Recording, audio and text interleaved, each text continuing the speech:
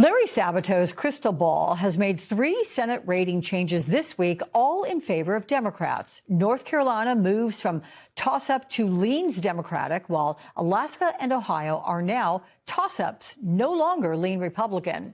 According to the newsletter, there is a clearer path to winning the Senate majority. Will it happen? Well, joining us now is Jamie Harrison, the former chairman of the Democratic National Committee and host of the political podcast At Our Table. Welcome, Jamie. Look, we have been here before. How hopeful are you that Democrats have a path to victory in the Senate?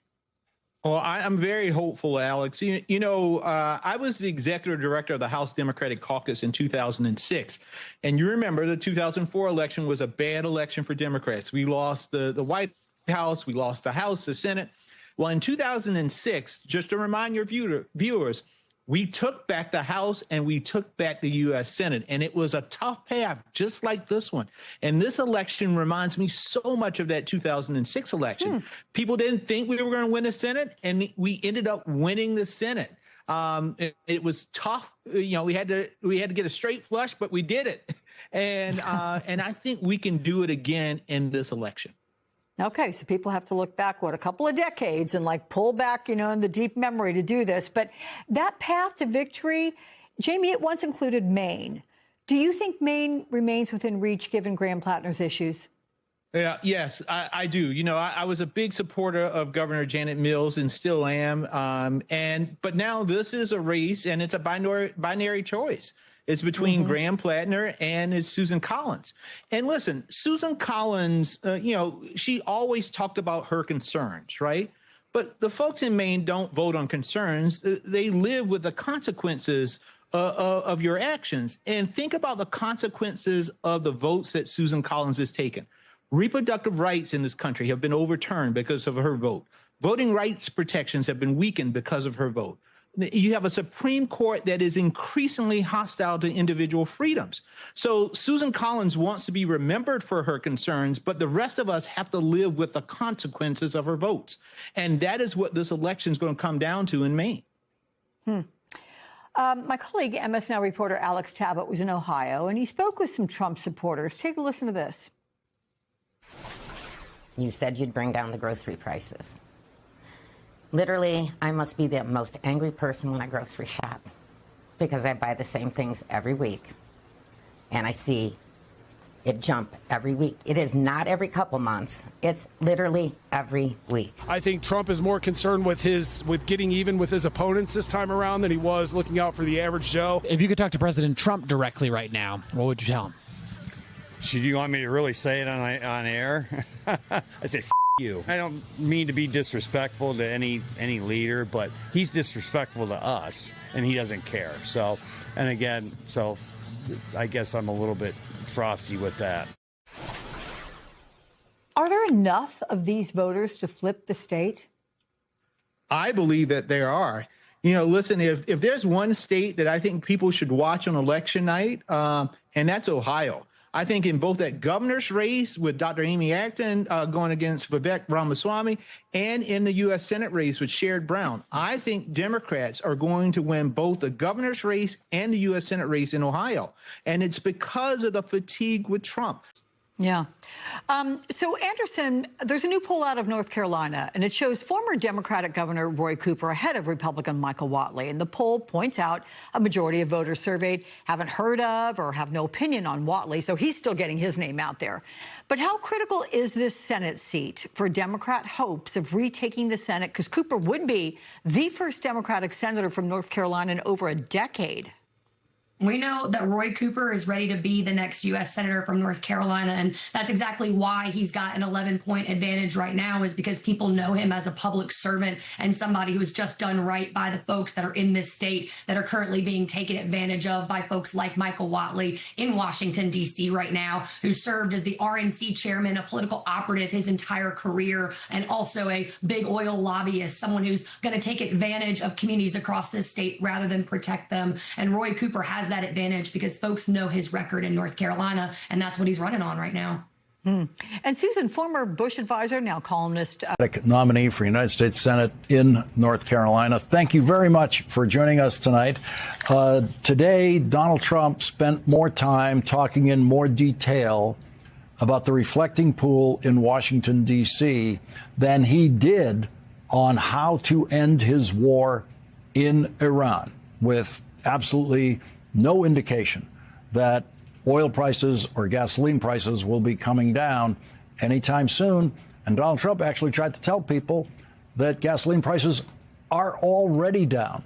Are North Carolina voters understanding just how much Donald Trump doesn't seem to understand about their situation?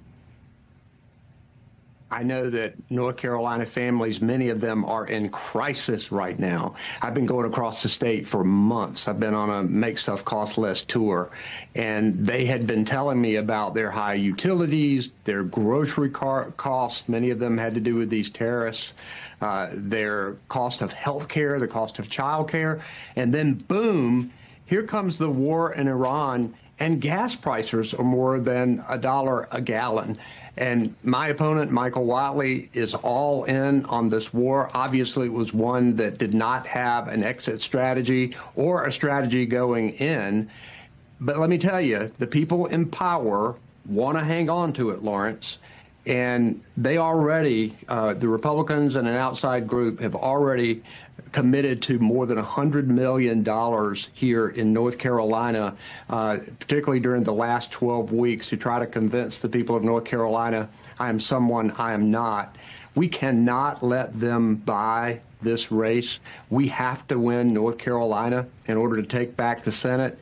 And if people want to help us out and see what kind of policy proposals I'm putting out there to bring costs down, they can go to roycooper.com. Donald Trump said today that he doesn't care about the midterms, meaning he's in no hurry at all to reach a solution in Iran. What did North Carolina voters feel about the urgency of the situation in Iran?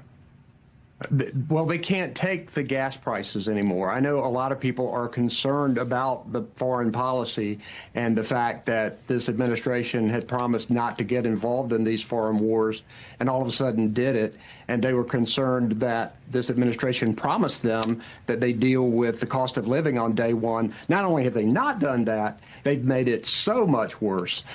Then they come out with this slush fund that is going to be paid for by taxpayers that's going to give money to these January 6 rioters.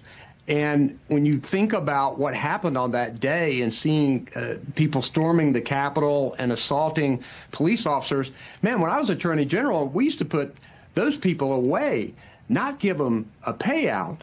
And my opponent, Michael Whatley, when a number of Republicans have at least run away from this idea, he said, no, I'm all in. You know, that's got to stop. And a lot of people in North Carolina are seeing that and are so frustrated that this administration not only is doing nothing about their cost of living, but it's actually taking actions to hurt the situation with the war in Iran, with the tariffs, with ripping away their health care, with the one big beautiful bill. They've had enough of it. They want a course correction for our country, and we need to step up and make sure we win North Carolina with this Senate race. And as I've told you, Lawrence, North Carolina hasn't elected many Democrats to the Senate. Our last Democrat was 2008. We've only had 2 Democrats elected to the Senate in almost 40 years, and both of them were one term. And oftentimes, even when Democrats have had leads, Republicans have come on at the end because they buy so much TV time. We've got to stand up and make sure that doesn't happen here in North Carolina. We got to take back the Senate. Roy Cooper, 2 seats. Democrats are going to keep 2 seats in Texas, probably, that Republicans want to draw. So, yes, Republicans have an edge, not a huge edge, not nearly as good for them as they thought it would be. So I still do think, I don't think it's going to be a 240-seat Democratic majority, but if you're betting today, people I talk to, what the hell do I know, but the people I talk to think it'll be 225. I mean, anything could happen, but that's what a lot of people think. Well, doesn't that say a lot to you, though, Rick, that they whiffed, that they thought they were going to be able to redraw all these maps and find all these... Donald Trump and Republicans are facing growing concerns about the 2026 Senate elections as several key races appear to be shifting toward Democrats. Just a few years ago, states like Northern Carolina and Ohio were expected to remain safely in the Republican column. Democrats had struggled to win statewide federal races. They were making the Senate map look favorable from the GOP, but the outlook is charging. Recent elections rating and political analysts suggest that several competitive Senate races are moving in Democrats' direction. In the Democrats' direction, some contests that were once considered toss-ups now appear to favor Democrats, while others are becoming increasingly competitive. This creates a major problem for Republicans. Instead of focusing on expanding their Senate majority, they're being forced to defend seats they once assumed were secure. What's remarkable is how different situations looks compared to just a year ago. After the 2024 election, many believed Democrats might retake the House, but few expected them to have a realistic path to winning the Senate. Now that possibility is becoming harder to ignore. If trends continue, Democrats could have a genuine opportunity to compete for Senate control how much sooner than many political observers expected. For Republicans, that represents a significant challenge. Heading into one of the most important election cycles in recent years.